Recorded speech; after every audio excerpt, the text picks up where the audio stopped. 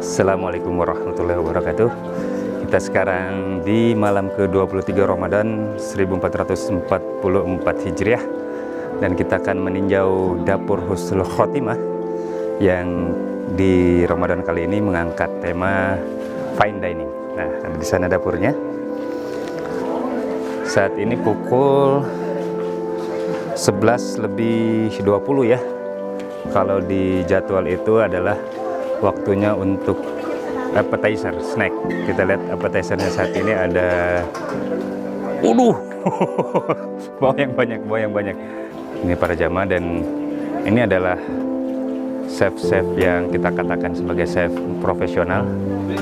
Saat ini di hari ini yang karena ini terbagi dalam beberapa shift. Untuk shift di malam ke-23 ini ada Pak Wahid di sana, ada Om Jeko, ada Ustadz Idris. Wah, itu ada Insinyur Sulaiman Purakusuma, spesialis gorengan.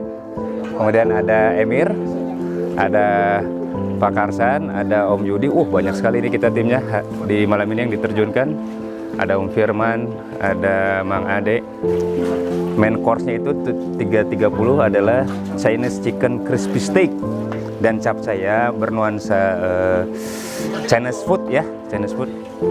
Dan ini adalah dapur preparation, dapur bersih untuk mengolah untuk menyimpan bahan makanan sekaligus untuk mengolah bahan makanan. Kita lihat ada head chef Mr. Kemal.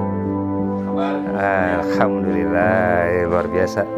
Beliau itu ya, beliau ini memiliki tangan yang cekatan ya dalam mengolah segala sesuatu. Tuh, ini buat apa, chef? Ini buat adonan tepung. Adonan untuk crispy ya. untuk tepung crispy ya. Resepnya dari mana, chef? Dari leluhur. Oh, dari leluhur ya.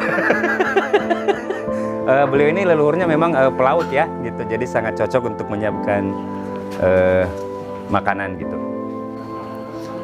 Ya, jadi dapur Husnul Khotimah ini mulai kita adakan itu dari 3 atau 4 tahun yang lalu, dan khusus kita adakan selama 10 malam terakhir Ramadan, khusus untuk melayani sahur jamaah yang ikut iktikaf.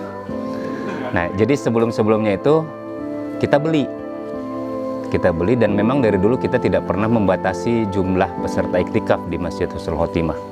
Siapapun yang datang itu insya Allah akan kita layani. Nah, karena dulu beli, ternyata kita selalu kesulitan. Yang pertama, mendapatkan rumah makan yang masih buka dan siap melayani pesanan banyak dalam waktu yang sempit. Karena biasanya kita baru memesan itu sekitar jam 1. Kita menghitung jumlah peserta yang datang, baru kita beli. Terus yang kedua, kita sering mendapati bahwa makanan yang kita beli itu sudah tidak hangat lagi. Jadi sudah tidak kurang fresh lah. Sementara kita ingin selalu memberikan yang terbaik untuk jamaah. Karena mereka ini kan tamu-tamu Allah ya, yang istilahnya mencari ampunan Allah gitu. Kita merasa berkewajiban untuk memberikan yang terbaik. Nah, maka akhirnya diputuskanlah untuk kita memasak sendiri. Dan yang jadi problem itu sebenarnya kalau tadi disebutkan bahwa yang memasak adalah chef profesional.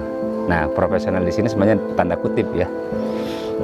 Dalam arti beliau-beliau yang terlibat dalam dapur Husnul Khotimah ini sebenarnya adalah orang-orang yang dalam kehidupan sehari-harinya adalah merupakan pekerja gitu.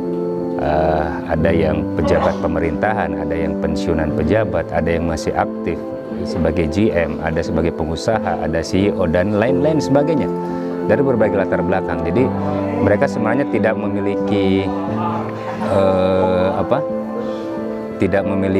latar belakang bisa memasak.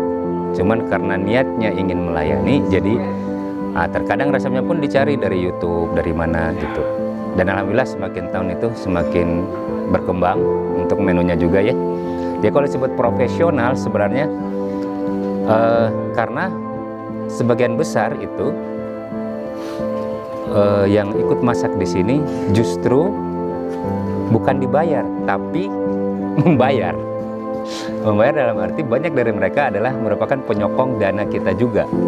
Mereka betul-betul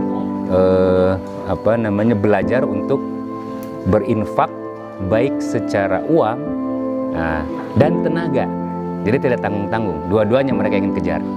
Dan ini yang membuat saya selalu termotivasi sebagai ibroh buat saya pribadi ketika melihat beliau-beliau ini luar biasa ya. Sudah mereka yang nyumbang, mereka juga yang bekerja. Nah, makanya kita mengistilahkan mereka ini adalah chef-chef yang profesional.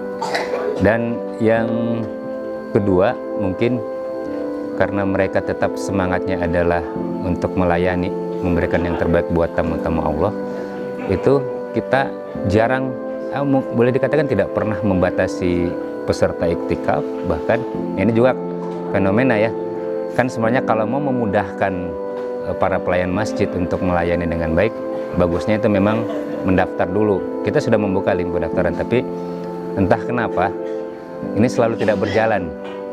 Selalu kita hitung jumlah yang mendaftar sekian, ternyata pas ngelihat yang realita, jauh lebih banyak, bisa 2 atau 3 kali lipat. Nah, ini disiasati.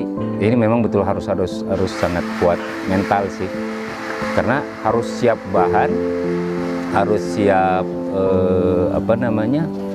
siap masak dalam waktu singkat gitu untuk tambahan. Sementara preparation kita kan kalau dilihat dari sore ya ininya. Nah, jadi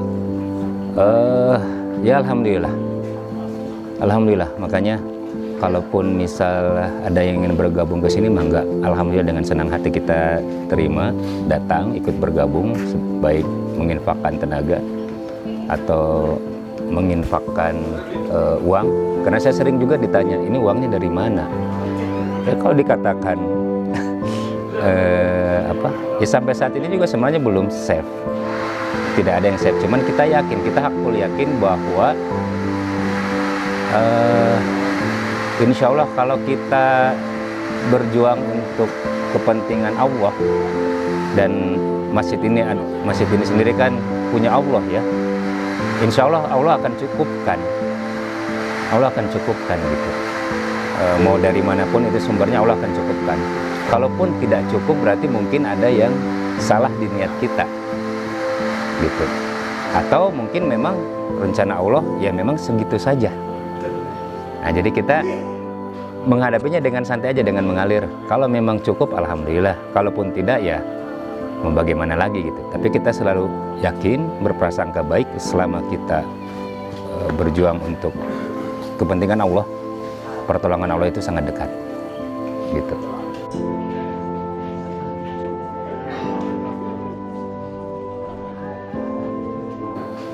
Jadi untuk yang belum bergabung, kita masih ada kesempatan selama beberapa hari ke depan untuk bergabung, baik untuk menginfakkan tenaga dan uang.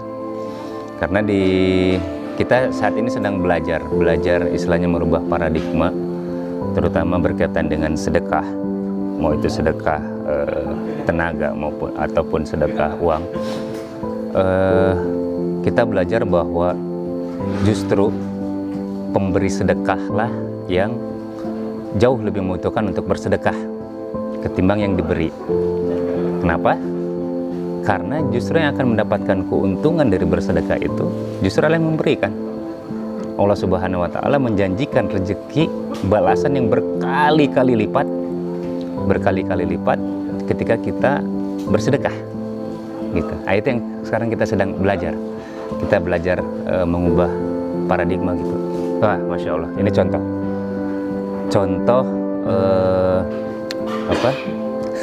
rezeki itu datang dari arah tidak terduga.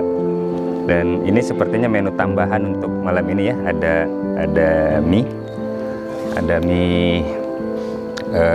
nyemek ya ini kayaknya. Ini mie naonnya, mie nyemek. Wah, mie nyemek gitu. Ada mie nyemek. Ini padahal tidak ada di menu kan tadi ya. Tiba-tiba ada aja dia tuh. Jadi ya alhamdulillah. Nah, jadi ya sayanglah jika kesempatan ini disia-siakan. Yuk, dan kita lihat juga udah mulai banyak yang berdatangan kembali. Jadi mari bergabung sama-sama kita belajar fastabiqul khairat. Kita berlomba-lomba dalam kebaikan, kita bersaing dalam kebaikan. Insya Allah kita hakul yakin bahwa Allah akan memberikan balasan, karena tidak ada balasan untuk kebaikan selain kebaikan. Betul begitu Pak? Waalaikumsalam warahmatullahi wabarakatuh. Mangga Pak, langsung. Alhamdulillah. Kita tunggu ya. Assalamualaikum warahmatullahi wabarakatuh.